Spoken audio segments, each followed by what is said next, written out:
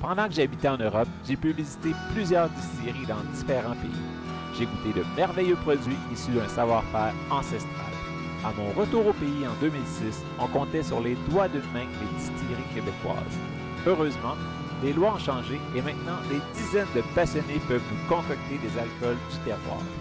Je suis Patrick Tousignan et je vous invite à m'accompagner pour découvrir les distilleries du Québec.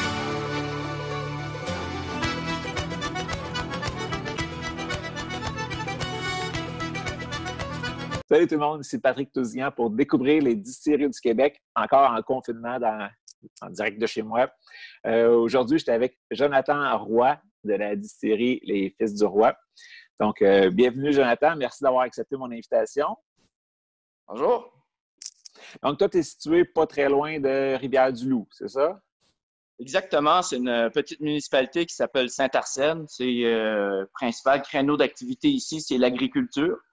Donc, on est entouré de champs d'agriculture tout autour de la distillerie. Okay. Puis, j'ai eu la chance de visiter tes nouveaux locaux justement cet été là, en revenant du Nouveau-Brunswick. Puis c'est vraiment, tu dis entouré d'agriculture, mais c'est vraiment le cas. Là. Autour de chez vous, c'est un champ, puis c'est là que tu vas faire pousser tes herbes pour tes gin, pour tout ce que tu fais sécher, ton absinthe, tes affaires, là, ça va pousser autour, c'est ça? Oui, exactement. On a une petite terre agricole. Là. Pour nous autres, on trouve ça gros, mais on a 6 acres de terre qu'on cultive, je dirais, à peu près à 50%. On n'a pas encore la capacité puis le temps de faire le 100% de notre terrain. Mais oui, on cultive près d'une vingtaine d'aromates. Et à la fin de l'été, on va commencer même à faire pousser des genévriers pour éventuellement pouvoir cueillir des baies de genièvre pour faire nos gins. Cool, ça. Fait que, là, tu vas pouvoir y aller vraiment plus dans. Parce que le genévrier, c'est pas hyper populaire ici, dans le sens que ça pousse pas partout. Fait que là, si tu réussis à avoir une petite production, au moins, tu vas pouvoir t'autosuffire ou au moins une partie. Je vise l'autosuffisance. Ça, c'est des genres de projets que tu embarques. Tu sais que tu as pris la décision d'aller vers ça, mais après ça, dans 5-6 ans, qu'est-ce que ça va être la récolte de ça?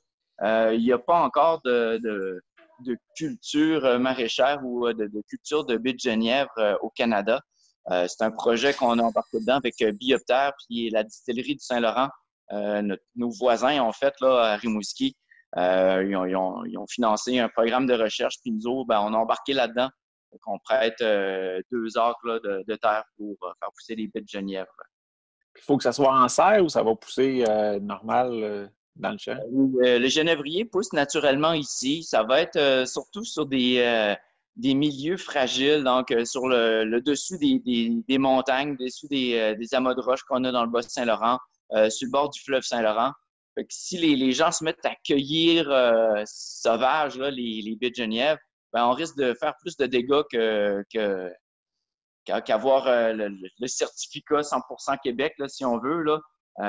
C'est pour ça qu'on prend les devants pour faire la culture, pour éventuellement avoir une offre commerciale de baies de genièvre au Québec. Puis si on repart à la base, là, ça vient. Comment t'es venu l'idée de partir de ta distillerie? Nous, la distillerie Fils de Roi, ça a débuté au Nouveau-Brunswick. C'est mon frère et ma mère qui ont débuté une distillerie au Nouveau-Brunswick. À l'époque, moi, j'avais une jeune fille, puis moi, ça fait une vingtaine d'années que je suis dans le Bas-Saint-Laurent, puis je montais au Nouveau-Brunswick à tous les week-ends, les grandes fins de semaine, les congés, certaines journées de maladie que je prenais pour aller à la distillerie un peu. Fait que du fil en aiguille, à un moment donné, je pense que ma mère a eu pitié de moi, puis là, elle a dit, on n'ouvrirait pas une deuxième distillerie au Québec. Au début, ça devait être un autre nom que Distillerie Fils de Roi, mais moi, mon but, c'était de participer à l'entreprise familiale. Fait qu'on a ouvert une deuxième distillerie Fils de Roi à Saint-Arsène, au Québec. Okay. Et puis, est-ce qu'il y a une espèce de partage de produits, d'échange, quelque chose comme ça entre vous deux, ou vous êtes vraiment comme indépendants, chacun vous faites vos styles de produits? Puis... pour montrer les origines de notre distillerie, on a décidé d'offrir les deux premières recettes qui étaient à l'origine de la distillerie Fils de Roi au Nouveau-Brunswick. On les a offertes au Québec. Il s'agit du gin Tuya et de la courailleuse. C'est deux recettes similaires, dans le fond, qu'on utilise Le gin Tuya, ouais, la courailleuse. Ça, c'est la nouvelle étiquette. Dans le fond, on va utiliser la même recette, mais un peu comme les recettes de gâteaux, les recettes de soupe de grand-mère. Là. Quand ce que tu prends une recette comme ça, puis tu la mets à ta main un peu, on voit un peu l'essence de la recette, mais il y a des légères différences qu'on peut goûter si on est côte à côte. Donc, si on a deux gin Tuya, un côté de l'autre, on va être capable de goûter les différences. Mais si on en goûte un une journée, puis une semaine plus tard, on en goûte un autre, ça va être le même produit. C'est surtout le terroir qui amène cette différence-là. Ah oui. Puis, c'est ça, pour voir aussi les différences, en arrière de toi, on voit les beaux alambics. Quand je suis allé cet été, il y en avait juste 2, tu es rendu à 4. Est-ce que c'est les mêmes qu'au Nouveau-Brunswick? Oui, on utilise toujours des alambics traditionnels portugais à flamme ouverte pour produire nos différents spiritueux. On est rendu à 4 parce que la demande est très grandissante au Québec là, pour la production de spiritueux. Ça nous permet de produire beaucoup plus. Là, c'est pratiquement un 2 en 1 comparativement à ce qu'on avait avant. Puis justement, à flamme ouverte, ça veut dire que tu as vraiment le gaz en dessous, puis on voit la flamme là, qui va chauffer ton alambic. Est-ce que c'était compliqué comme logistique, gérer la flamme ouverte puis l'alcool ensemble? En fait, c'est surtout, ça nous prend des gicleurs. Notre bâtiment doit être approuvé là, vu qu'on a du gaz qui rentre à l'intérieur. Oui, il y a eu quelques petits... c'est un peu plus difficile, les normes sont plus élevées, mais pour nous, le goût de l'alambic traditionnel, ça amène des goûts vraiment beaucoup plus complexes, beaucoup plus profonds comme goût. Nous autres, c'est vers là qu'on aimait le goût, donc on est allé avec les alambics qui donnent ce genre de goût-là. OK. Là, tu as 4 gins. Est-ce que tu veux nous en parler un petit peu? Les différences, oui, pourquoi 4 différents, puis vers où chacun s'en va, c'est quoi leur particularité? Oui, on a commencé avec le gin Tuya qui est maintenant quand même assez connu. Le gin Tuya, c'est un gin forestier, boréal. Ça goûte vraiment le bois. Là, si les gens aiment aller, s'il y a des gens qui ont des souvenirs d'aller en forêt, à la chasse ou peu importe, dans une forêt québécoise, c'est vraiment le goût typique qui va sortir du gin Tuya. Dans la fabrication du gin Tuya, on met du cèdre, des branches de cèdre fraîchement coupées. C'est un peu aussi un clin d'œil à la région, à notre mode de vie. Ici, les cèdres sont beaucoup utilisés pour faire des haies, séparer des terrains, faire un peu d'intimité. Donc, le cèdre a été utilisé dans la recette du gin Tuya. Notre deuxième gin, c'est le gin Rocher Malin. Le Rocher Malin, c'est un gin herbacé salin. Donc, on est allé chercher des herbes qui poussent sur le long du fleuve Saint-Laurent, à la hauteur de Rivière-du-Loup. C'est la livèche écossaise. On a cueilli les 2 premières années de fabrication du gin. Maintenant, on commence à cultiver notre livèche chez nous. On essaie toujours de laisser le moins de traces possible dans la nature. Là, on produit quand même beaucoup, on consomme quand même beaucoup de ressources, donc on veut pas épuiser les ressources dans la livèche écossaise. On met aussi de la bourrache. Ça donne un côté salin. Un peu d'aneth aussi, ça va lui donner un petit côté un peu plus épicé, légèrement anisé. Le Rocher Malin est un gin un peu plus classique dans le goût, si on veut, avec un légère touche salin, doux en bouche quand même, là, comme gin. Puis pour ceux qui ne connaissent pas la livèche puis bourrache, ça apporte quoi la livèche comme goût? Là? C'est-tu un peu céleri? Oui, la livèche va ressembler un peu au céleri, peut-être un peu moins puissant que le céleri. Ça va donner une touche de sel parce que c'est une plante qui pousse sur le bord du fleuve Saint-Laurent, donc un peu salée. Quand on la cultive dans nos jardins, 3 semaines avant la cueillette, on va arroser la livèche avec de l'eau salée pour y redonner ce goût salin-là. La bourrache, c'est une plante qui était beaucoup utilisée autrefois dans la cuisine québécoise, un peu oubliée aujourd'hui. Les tiges vont goûter les fruits de mer un peu et les fleurs vont avoir un petit côté concombre. Donc, on va aller chercher un petit côté légumes, un peu condiments dans dans le Rocher-Malin avec la Beauce. Hashtag Saint-Jean, dans le fond, c'était quand j'ai commencé à distiller au Québec, je me suis dit un jour, je vais faire un gin 100% sur mon terrain. Ça, c'est quelque chose que j'avais en tête, que je voulais faire. Le hashtag Saint-Jean, c'est un peu cette pensée-là que j'ai eue à un moment donné. Le hashtag Saint-Jean, c'est toutes des plantes qui poussent au Québec. On a parlé tantôt, on est en train de faire pousser de la baie de Genièvre, donc il reste quelques plantes que je fais pas pousser encore chez nous, mais la majorité de ce qui est dans le hashtag Saint-Jean proviennent de mes jardins. On a de la lavande, on a du thym, du basilic, de la gastache, on a de la camomille, on met des baies d'églantier, la baie de Genièvre, bien sûr. Donc, ça va donner un gin qui est un peu plus floral. On n'a pas allé on n'a pas été dans l'extrémité des goûts. Donc, c'est floral, mais quand même assez bien balancé. On n'a pas un pot de fleurs dans la bouche à chaque gorgée. Ça va être un gin qui est quand même très floral, mais pas trop floral. On peut encore goûter un peu les baies de Genièvre. Donc, c'est pas un spray de parfum directement dans la bouche. Et notre dernier gin, c'est le... Ah, est-ce que tu as un... Oui, ouais. Le gros gin. Le gros gin, en fait, l'histoire derrière ça... Le gros gin, l'histoire derrière ça, c'est les premières années, puis on doit dire qu'on était dans les premières distilleries au Québec. Là. On a commencé à opérer en 2015, juin qu'on a eu notre permis.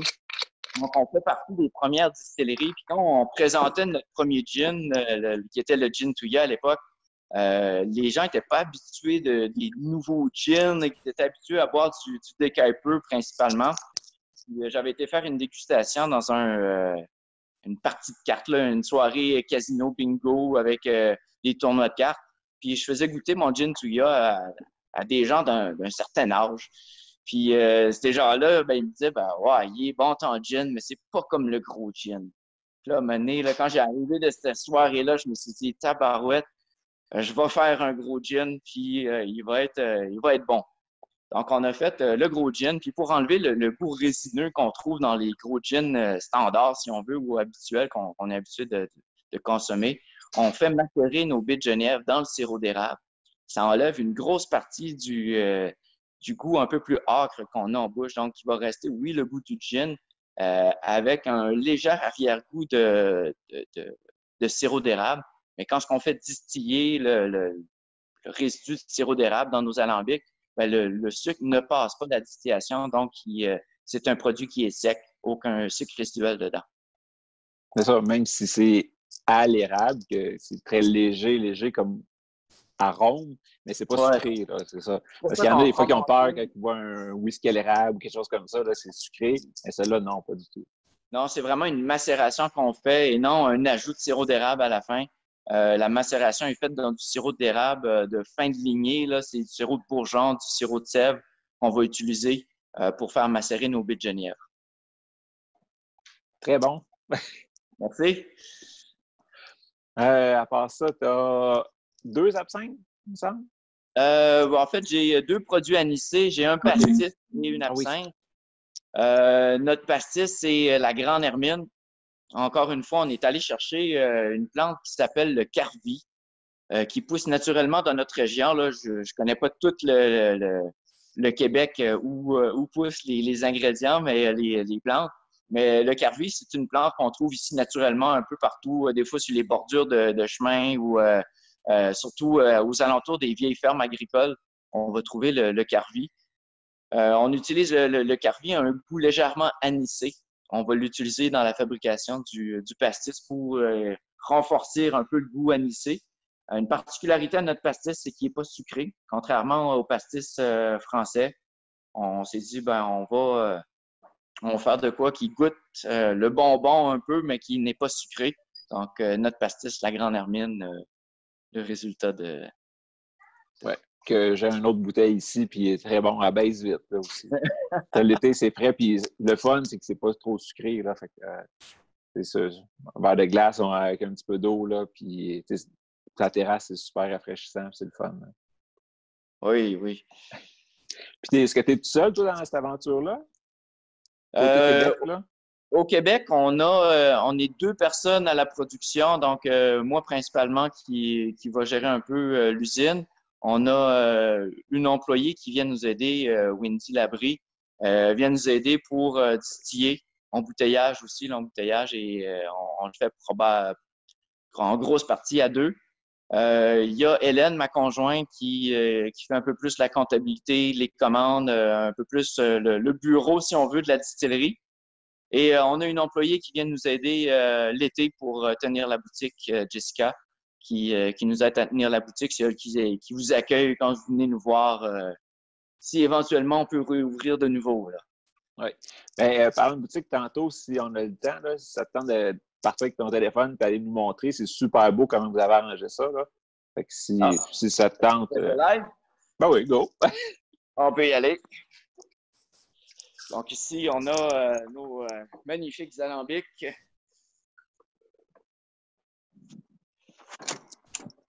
Et on arrive dans la boutique. Je dois avouer qu'on n'est pas, présentement, on n'est pas très équipé pour accueillir les gens, là. On est en mode confinement.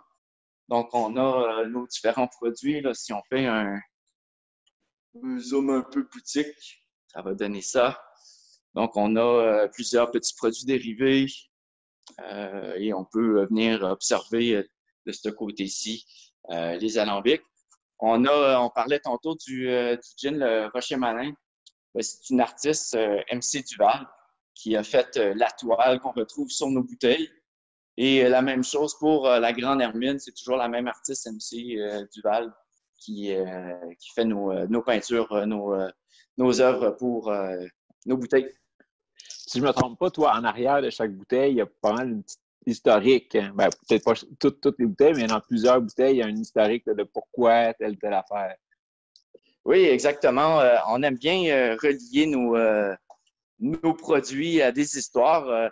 Puis ça, c'est un côté qu'on trouve vraiment, c'est dommage qu'on a eu la prohibition de l'alcool pendant quand même assez longtemps. On est encore sur les mêmes lois de prohibition, mais on aime faire redécouvrir aux gens soit des histoires historiques, soit des faits un peu. On a aussi une vodka qui s'appelle la Grande Bagosse d'Al Capone. Il faut dire que dans le Bas-Saint-Laurent, on était un des plus gros producteurs d'alcool pendant le temps de la prohibition. Donc, les cultivateurs de la place faisaient beaucoup, surtout de whisky. Donc, pour vendre ça aux États-Unis, Al Capone achetait cet alcool-là pour la passer dans les bars clandestins.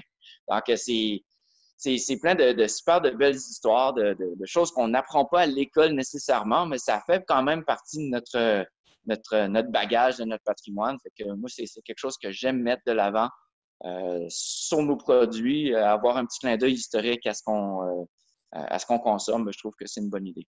Puis moi, ben, c'est des choses que j'adore lire aussi parce que j'aime Fred Pellerin, j'aime tout ce qui est contes puis légendes. Puis là, ben, voir une partie d'histoire en buvant le produit, là, c'est vraiment cool. Fait que bel job là-dessus. Merci. Est-ce qu'il y a d'autres choses que tu voulais parler de la distillerie? Peut-être qui s'en vient? Ben oui, super. Hein? Ça, le monde aime tout le temps savoir c'est quoi les prochains. Parce que là, j'ai vu, il y avait des fûts de l'autre côté, en arrière du comptoir. As-tu des choses qui vieillissent? On a commencé le vieillissement. Ça faisait quelque temps qu'on testait différents barils. On a la chance dans notre entourage d'avoir quelqu'un qui s'intéresse aux barils, à la tonnellerie. Donc, on a, en fait, c'est notre beau-frère là, Vincent qui s'intéresse aux barils. On a commencé à travailler les barils. Premièrement, il a suivi un cours de tonnellerie, donc il est capable de démonter, rassembler les tonneaux. On est en train de s'équiper pour peut-être pas construire des nouveaux barils, mais au moins les réparer. On parle pas d'aromatisation, mais de travailler les barils pour avoir des profils aromatiques un peu plus typés. Donc, on a 3 barils de fabrication québécoise présentement qui est en train de faire vieillir. Il y en a un qui c'est la vodka, la Grande Bagosse d'Al Capone. On fait vieillir notre Gin Touya. Gin Touya, on devrait voir la version vieillie arriver. On l'espère au cours de l'été. Là, c'est sûr que tout de suite, on vit un paquet de changements, de chamboulements. Là. Donc, ça, c'est quelque chose qui est déjà sur le chemin. Et on voulait avoir un dernier gin. Oui, il a vieilli, mais on voulait avoir un gin fruité aussi pour accompagner notre gamme de gin. Donc, probablement un peu plus vers l'hiver, une petite production de gin fruité après la saison des fruits. Cool. As-tu une idée quel fruit à peu près que tu vas utiliser? C'est sûr qu'on va aller avec des fruits québécois. On aime bien aller récupérer des choses qui se perdent soit en nature, des fruits qu'on a dans notre région. Euh, Mettons que quelqu'un part de Québec, Montréal, puis qui va vous visiter cet été, là, si disons que tout est réouvert, tout va bien. Qu'est-ce qu'il y aurait à faire dans ton coin d'autre qu'aller te voir toi? C'est sûr, si on aime l'alcool, on est en train de regarder pour faire une petite, un petit, avec voyons, le centre touristique de Rivière-du-Loup, l'Office de tourisme de Rivière-du-Loup. On est en train de regarder avec l'Office de tourisme de Rivière-du-Loup pour faire un genre de petit parcours saveur de notre coin, le coin de Rivière-du-Loup. Donc, on a une microbrasserie, les Fous Brassants à Rivière-du-Loup, qui est super intéressant. On a quelques artisans. Il y a quelques agriculteurs également qui offrent des petits bouchers ou de la viande un petit peu plus artisanale. Donc, il y a une petite tournée comme ça. On est aussi, si les gens qui sont vraiment passionnés de distillerie, on est un peu le point d'entrée pour les distilleries de la Gaspésie. Donc, si on veut faire le tour de la Gaspésie, dépendamment de quel ordre que tu le prends, ben la distillerie Fils de Roi fait partie un peu du début du chemin là, du parcours qu'on va faire pour faire les microbrasseries, les microdistilleries de l'Est. Ben, on est un peu le point d'entrée là, dans cette tournée-là. Oui, on fait partie de l'Association des microdistilleries du Québec. Puis, qu'est-ce que ça t'apporte, une association comme ça? Ben, principalement, pour moi, c'est de connaître un peu les gens qui sont dans le domaine. C'est une superbe de belle gang, là. Tous les propriétaires de microdistilleries, on s'entraide beaucoup, beaucoup de questions qui sont posées qu'on est capable de répondre. Donc, il y a beaucoup, beaucoup d'entraide entre les distilleries. Premièrement, ça, c'est juste génial, là. On espère que ça dure encore beaucoup longtemps dans 2, 3 ans, 4, 5 ans. Je pense qu'il y aura une centaine de distilleries. Ça sera peut-être une autre affaire. Mais pour l'instant, on est capable de tout s'entraider puis d'avoir une belle esprit d'équipe. C'est vraiment le fun. Cool. Ouais, c'est ça. On est quand même un petit monde de Québec là, comparé à terre au complet. Puis le monde, ils produisent depuis toujours. Là, au Québec, on vient de commencer. Ça fait, mettons, même pas une dizaine d'années là, vraiment à exploser. Fait que, c'est le fun qu'on s'entraide pour pouvoir avancer tout le monde ensemble puis peut-être pouvoir démarcher partout dans le monde après. Là. Oui, puis il faut dire que pendant la prohibition de l'alcool, on a perdu beaucoup, beaucoup de savoir-faire qu'on est en train de réapprendre. Mais la fabrication de whisky, ça ne date pas d'il y a 10 ans. Là, nos ancêtres ont fait du whisky. Oui. Il s'est fait beaucoup de whisky au Québec. Donc, il faut recommencer à apprendre à refaçonner ou à réavoir des contacts pour avoir des ressources primaires. Donc, c'est toute une job. Vu qu'on fait ça, toutes les distilleries unies ensemble, on a un meilleur poids sur l'industrie actuelle. Toi, est-ce que tu as un whisky en tête là, qui s'en viendrait? On va avoir un whisky prêt dans 2 ans, environ 1 an et demi, 2 ans. J'ai pas mes fiches exactement. C'était suite à un de mes voyages en Écosse. J'ai été visiter les distilleries écossaises sur l'île d'Ilock. J'ai adoré mon voyage. J'ai été beaucoup de distilleries qui m'ont beaucoup inspiré là-bas. Et on a décidé d'acheter 5 tonnes de malt écossais pour en faire du whisky. Donc, ça va être mon premier whisky qui va être... ça risque d'être pas très 100% québécois, mais c'était plus un petit clin d'œil symbolique à un voyage que j'ai beaucoup aimé. Mais ça aussi, là, tantôt on parlait des baies de Geneviève, qu'il n'y en a pas tant au Québec. Des maltages non plus, ça n'en fait pas tant et ça commence, là. Mais la plupart, ils ont commencé à acheter ailleurs leur malt parce qu'au Québec, on avait de la céréale, mais on n'a pas les places de maltage. Ben, en fait, les brasseries ont déjà ouvert le chemin aux malteries. Donc, il y a beaucoup, beaucoup de malteries spécialisées pour la bière. On commence à avoir des offres un petit peu plus particulières pour les distilleries. C'est pas tout à fait le même genre de malt. On voit le maïs aussi, qu'on peut faire du whisky avec du maïs. Le maïs de grade pour faire le whisky, ben, on commence à avoir une offre un petit peu plus intéressante. Puis on commence à avoir des recherches qui sont faites sur le seigle, entre autres la distillerie Saint-Laurent.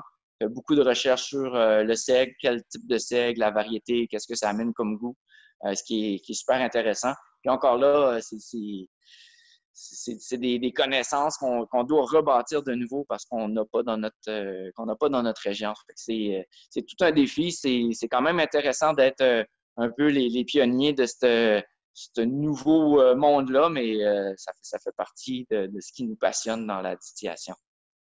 Ben, tu sais, quand je suis allé te visiter, ça se sent que tu es un passionné. Là.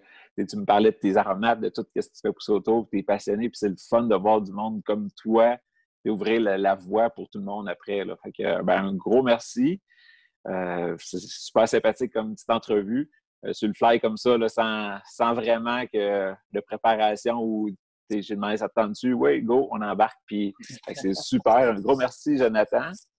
Plaisir. Puis aussitôt que ça va être reparti, puis tout va être comme il faut, mais on devrait passer de voir avec l'équipe de tournage pour la vraie émission. Ben, génial, on a vraiment hâte d'accueillir les gens de nouveau. Là. C'est très... Ben, nous autres, on aime à recevoir les gens. Les gens ont beaucoup de questions, se posent beaucoup de questions. Quand est-ce qu'on peut accueillir les gens puis leur montrer qu'est-ce qu'on fait, ben, on est super heureux. C'est ça, parce qu'il y a une grosse différence entre acheter un produit sur une tablette à quelque part ou parler avec le producteur, vivre, là, voir où est-ce que c'est. Après, on a une espèce de sentiment d'appartenance un peu, puis on a le goût d'en reboire parce qu'on connaît l'histoire en arrière, on connaît les personnes. En prenant une gorgée de gros gin, mais je vois ton visage, puis c'est quasiment un cheers avec toi que je fais. Là. Fait que c'est deux mondes complètement, acheter un produit sur une tablette puis l'avoir vécu, goûter avec la personne. Là. Fait que j'ai bien hâte de retourner te voir. Fait que un gros merci. Fait que tout le monde, n'hésitez pas. Ton adresse pour moi que ça soit reparti? On est au 37 rue de l'Église à Saint-Arsène. C'est passé Rivière-du-Loup, là, une sortie après Rivière-du-Loup.